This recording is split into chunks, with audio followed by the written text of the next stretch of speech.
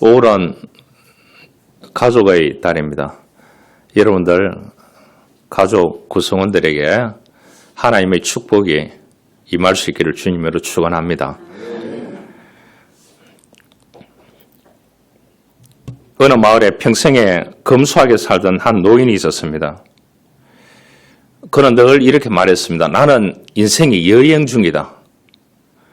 잠시 이 땅에 머무를 뿐이다.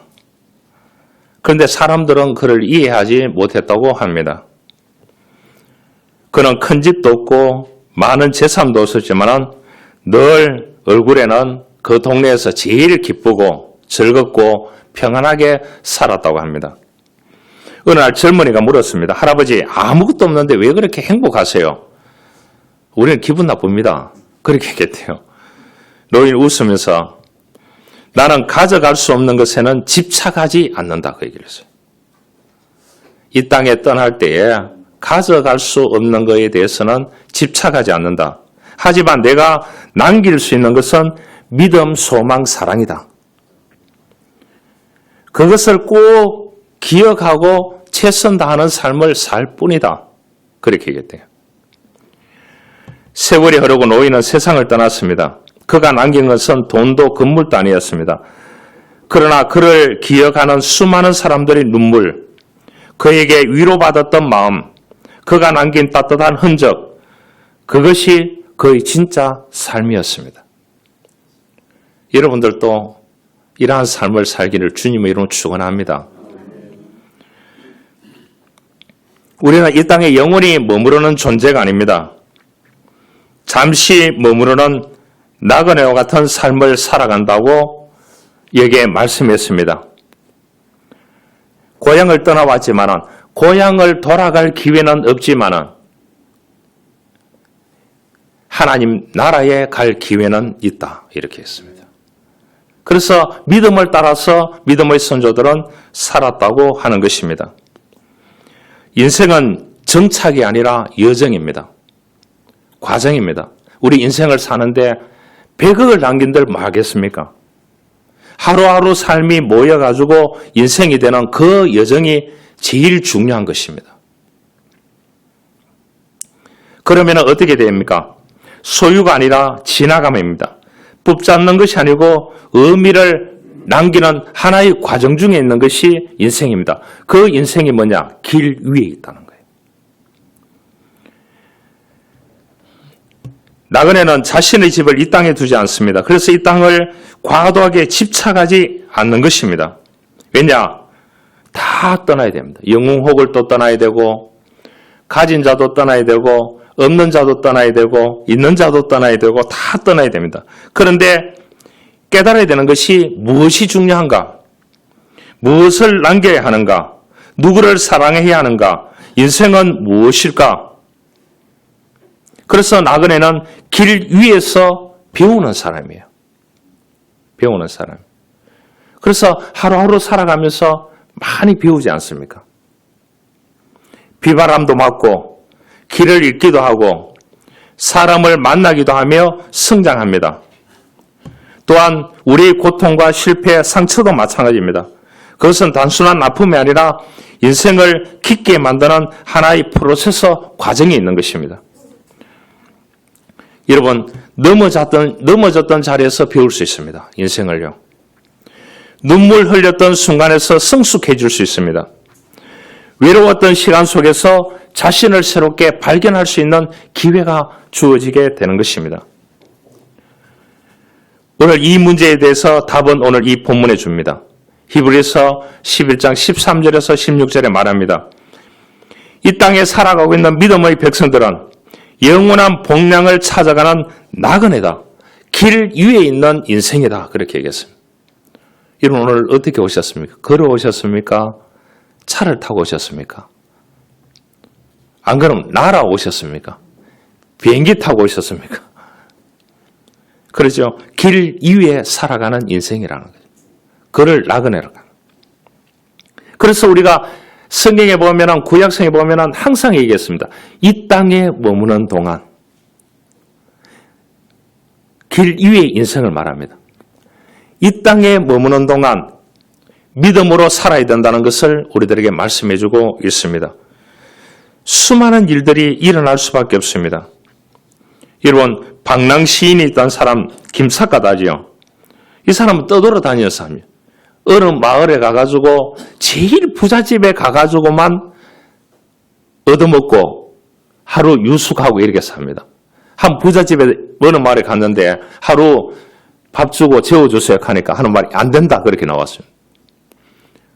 아, 당신도 이 땅에 떠나야 되고 나도 이 땅에 떠나야 되는데 하루 왜 나그네를 못 도와주느냐고. 당신도 나그네고 나도 나그네인데 피장파장이지 않느냐고.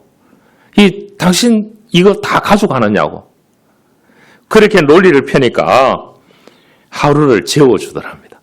그래서 이제 방랑 시인이었던 김삿갓은 전국에 돌아다니면서 부잣집에 얻어먹고 잤던 가장 행복한 떠돌이 인생을 살았던 사람. 오늘 13절에 말합니다. 그 사람들은 다 믿음을 따라 죽었고 약속을 받지 못하였으되 그것들을 멀리서 보고 환영하며 또 땅에서는 외국인과 나그네임을 증언하였다고 했습니다. 여러분, 아브라함도 갈대우르에서 떠나서 팔es틴 땅에 도착했을 때가 수년이 걸쳐서 도착했습니다. 그것도 제일 밑에서 구약성에 보면 이사야에 보면 하나님께서 그런 말을 했습니다. 하도 인간들이 답답게 하니까 네 생각하고 내 생각하고 다르대. 하나님이 그런 말을 했습니다. 하나님 이렇게 좀 해주시고 지금 전쟁이 터져가 있는데 아말렉 군대고 이 블레셋 군대고 골치 아픕니다. 그렇게 얘기하니까 딱 하나님이 무슨 말 했는 줄 압니까? 네 전략하고 내 전략하고 다르고 네 생각하고 내 생각하고 다르다. 내 생각에 순종하고 따르라. 그게 따랐던 사람들이 뭡니까? 그 사람들이 가진 자도 아니었고 명문 가문도 아니었고 제가 한번 얘기했죠. 목사 자녀로 태어나면 성골입니다. 장로 아들로 태어나면 진골입니다. 집사, 권사 자녀로 태어나면 육두품입니다. 그냥 예수 믿는 성도 자녀로 태어나면 평민입니다. 아무도 예수 안 믿는 가운데서 자기가 일대에 예수 믿는 사람을 뭐라고 하냐? 백정이라고 합니다. 저는 백정 출신입니다. 여러분들은 어떤 사람입니까? 여기에 다 구약 성경에 믿음을 따라 살았던 사람들은 다 여기로 말하면 백정 출신이에요. 이 사람들이 그 믿음을 받아가지고 그 믿음대로 살면서 정말로 하나님의 약속된 말씀대로 천대의 복을 주셨습니다. 그 사람들은 믿음을 따라 다 죽었지만 그래서 일대에 예수 믿는 사람이 이 땅에서 하나님의 복을 너무 받으려고 하지 마시길 바랍니다.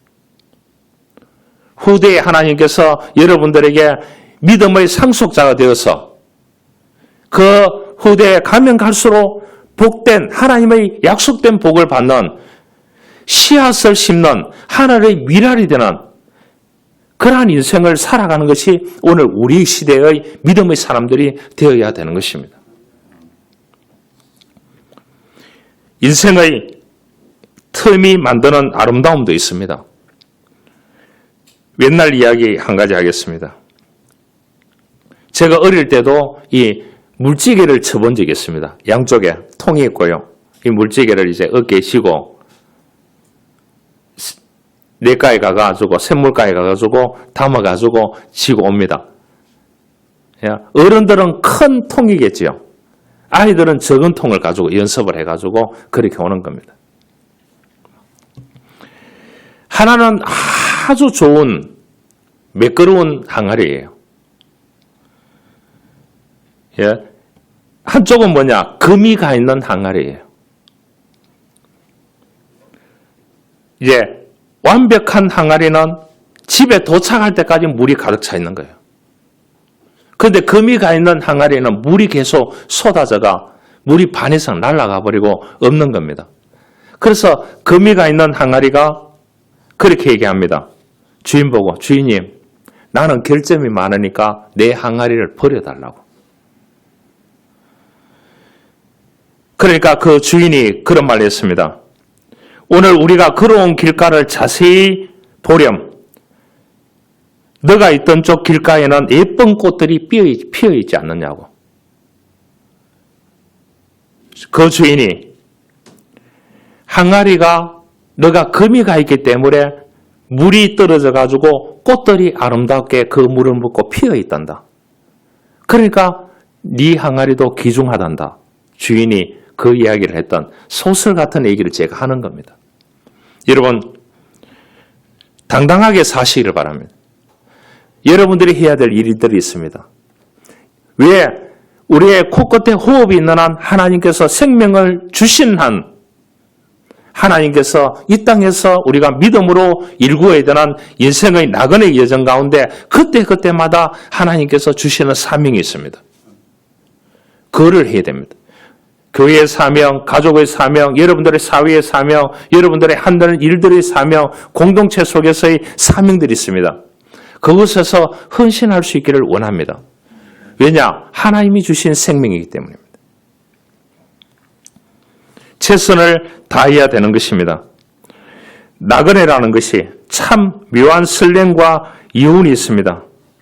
왜냐? 흘러가기 때문입니다. 흘러가면서 여기에 치고 항아리처럼 여기에 참 물 빠진 독이 될 때가 있고 물이 가득 채워질 때가 있고 이렇게 반복된 인생을 살아가는 것이 인생인 것입니다.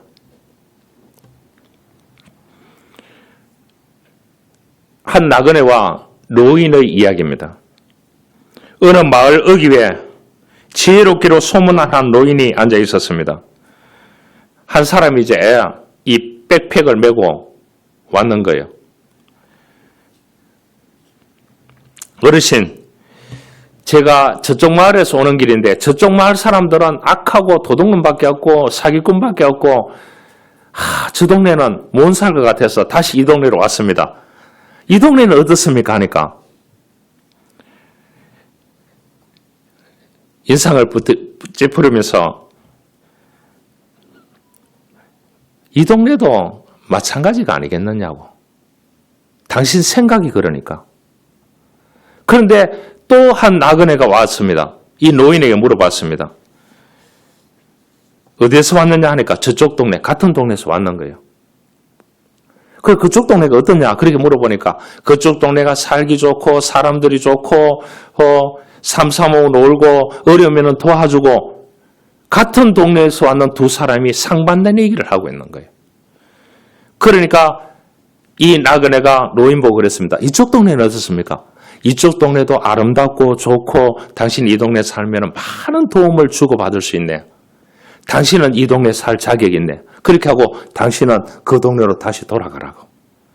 험악한 인생을 다시 살아라고. 그렇게 이야기했다는 겁니다. 여러분, 삶이라는 것은 길 위에 있는 나그네인데 해석을 어떻게 하느냐가 중요합니다. 우리가 믿음으로 해석해야 되는 것입니다. 여러분, 하나님은 손오공이 아닙니다. 하나님이 손오공이면 얼마나 좋겠습니까? 그래요. 겁나오라 뚝딱, 언나오라 뚝딱, 아라비안 나이트. 아시죠? 그게 어디에서 나왔습니까? 예멘에서 나왔습니다. 어릴 때 다 공부하지 않았습니까? 하나님은 그렇게 하지 않았습니다.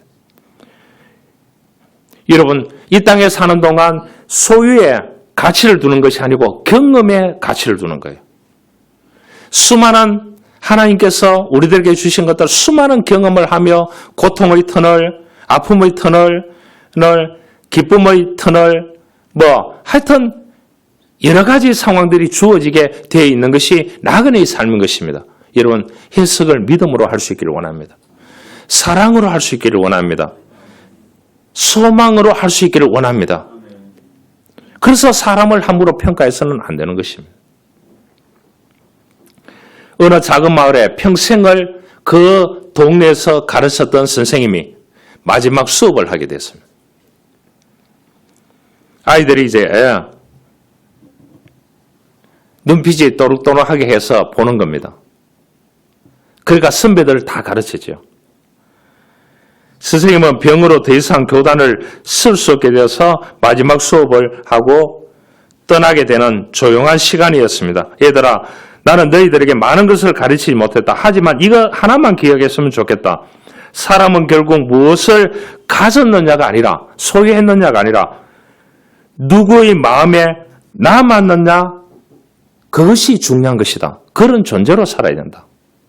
여러분, 우리는 하나님의 마음에 남아있는 존재로 살아가야 됩니다. 할렐루야. 그러면 하나님과 동행하는 삶을 매일 살아갈 수 있는 것입니다. 그러면 어려움이 오고 고통이 오고 힘든 일이 오면 하나님께서 대처 능력을 주시는 것입니다. 지혜를 주시는 것입니다.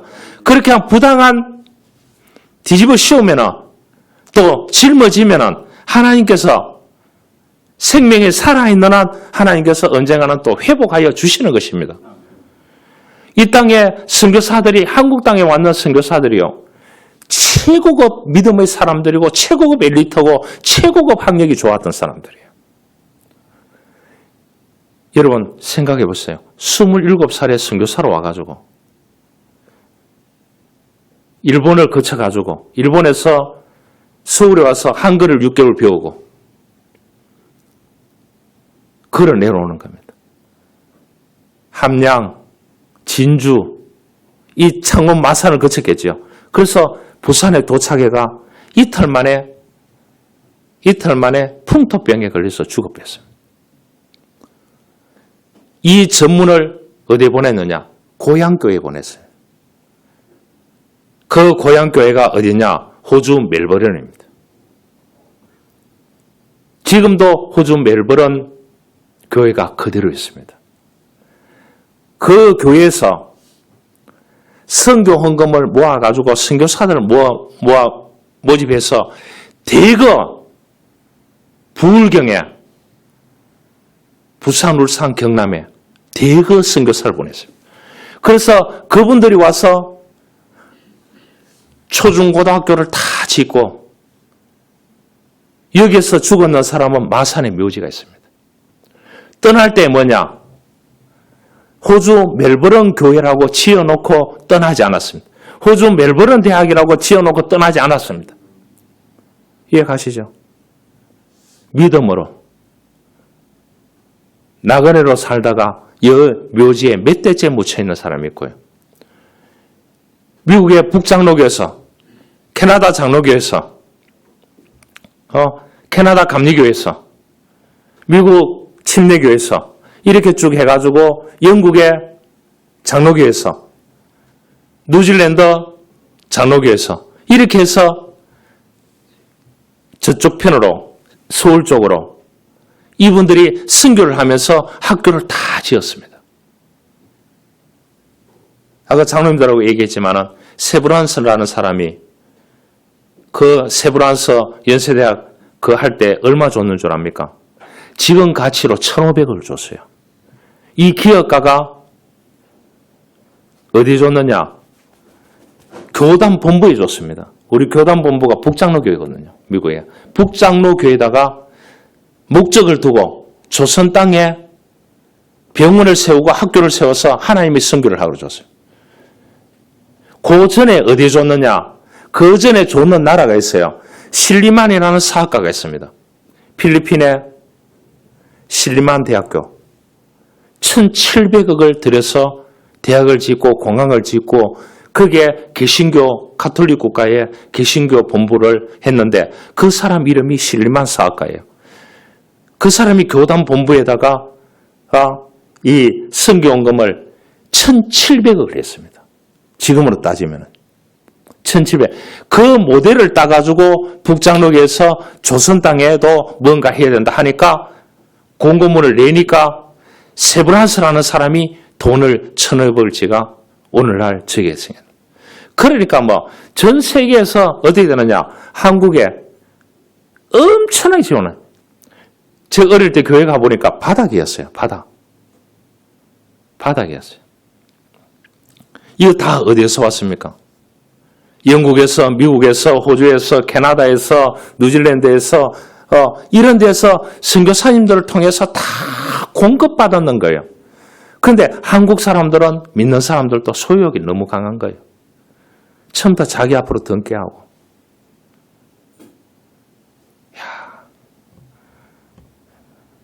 여러분, 이 1600년대 영국에 혼란기가 있을 때 땜쟁이 가난한 아들로 태어났는데 이 사람은 정규 교육을 받지 못했는데 그러니까 어떻게 되느냐?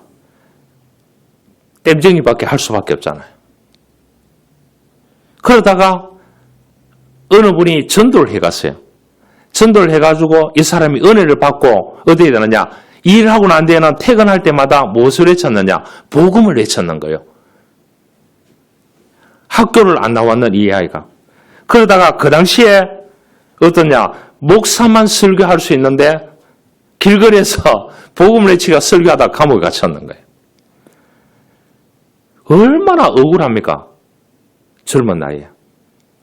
12년간 감옥 생활했습니다. 그런데 다시는 가서 안 외친다 하면 감옥에서 나갈 수 있는 기회가 너무 많았대. 그런데 나는 감옥에 있겠다. 그러면서 성경을 읽으면서 이 사람이 소설을 썼어요. 소설을 썼다니까요. 전 세계에 번역된 기독교인들이 거의 다 읽은 철로 역정입니다. 존 번연입니다. 이 사람이 믿음을 남겼는 위대한 업적이 지금도 수많은 사람들에게 성경 다음으로 영향력을 미치고 있다는 사실입니다. 여러분, 본향을 찾아가는 순례의 길을 이야기하고 있습니다. 인생은 여행이고 순례입니다. 좀 아름답게 사시길 바랍니다. 즐겁게 사시길 바랍니다. 기쁘게 사시길 바랍니다. 여러분, 목적의식을 분명하게 하고 사시기를 바랍니다. 여러분, 순례자는 먼 길을 향해서 가는 겁니다. 눈앞에 보이는데 인생을 끝내지 마시길 바랍니다. 1948년도에 영국 옥스퍼드 대학에서 전직 수상이었던 처칠을 초청해서 강의를 열었다고 합니다. 당시 그에게 주어진 연설 제목이 뭐냐? 성공 비결에 대해서 좀 얘기해달라. 그렇게 얘기했대요. 옥스퍼드 대학에서. 성공 비결을 3가지 얘기했다고 합니다. 옥스퍼드 대학에서 수상을 지냈던 이 처칠이요. 절대로 포기하지 않는다. 첫 번째. 두 번째, 절대로 포기하지 않는다. 세 번째, 절대로 포기하지 않는다. 그랬대요. 여러분 가는 길들에, 이 나그네 길들에 포기하지 마시길 바랍니다. 하나님께서 길을 열어주실 줄 믿습니다. 길이 끝나는 곳에도 길이 되는 사람을 붙여주실 줄 믿습니다.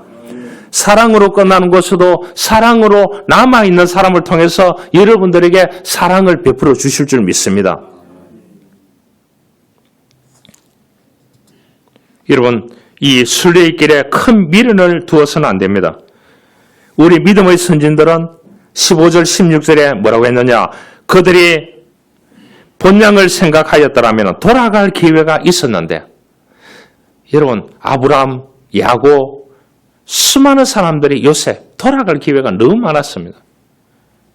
그런데 더 나은 본향, 하늘에 있는 하나님의 나라를 사모했다고 했습니다. 여러분, 우리에게도 이러한 은혜가 있기를 원합니다.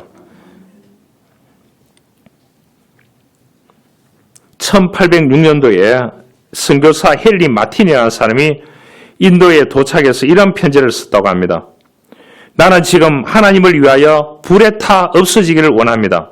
그는 건강도 사회적인 지위도 교육적인 명예도 찬란한 경력을 가질 기회도 모두 과감하게 버렸습니다. 그리고 그리스도의 부르심에 순종하여 인도로 왔습니다.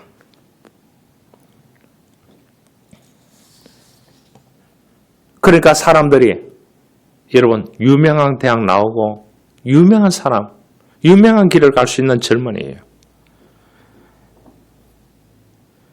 그러니까 현실 감각이 없었죠, 사람은. 왜 좀 더 이 인생을 아름답게 살지?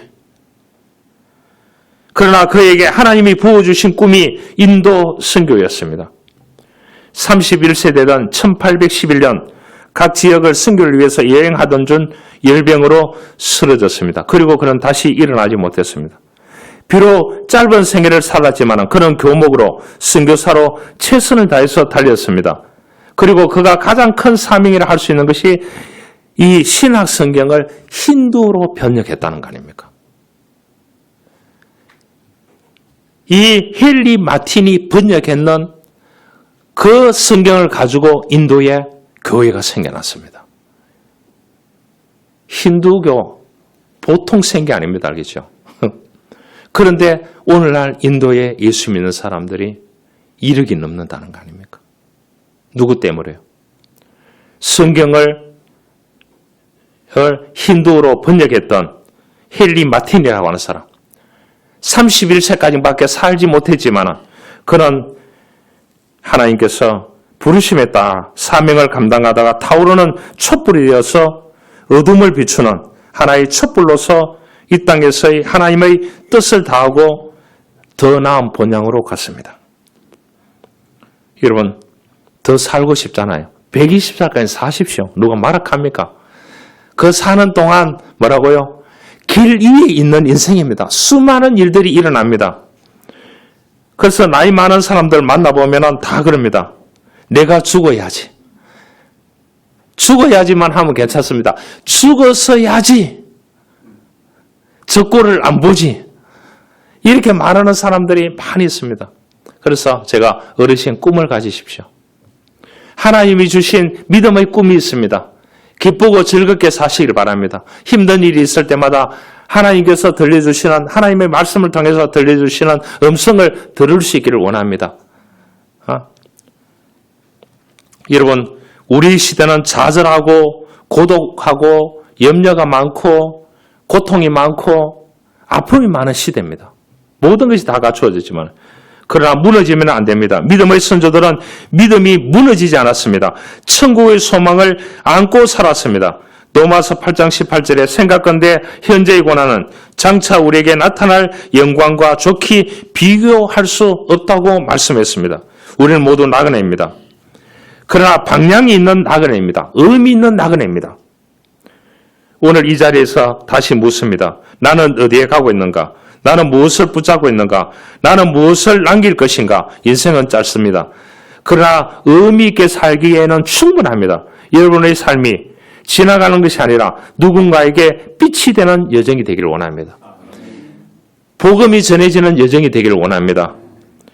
믿음의 눈으로 볼 수 있는 그러한 눈을 열 수 있는 큰 마음을 가질 수 있는 그러한 믿음의 사람으로 살아가는 저와 여러분들이 될 수 있기를 주님으로 축원합니다. 하나님 감사합니다. 오늘 우리 믿음의 선조들은 수많은 어려움과 고통과 아픔과 염려 가운데서도 그 여정을 믿음으로 살아냈습니다. 하나님 우리에게도 이러한 은혜를 베풀어 주옵소서. 구주 예수 그리스도의 이름으로 기도하옵나이다. 아멘.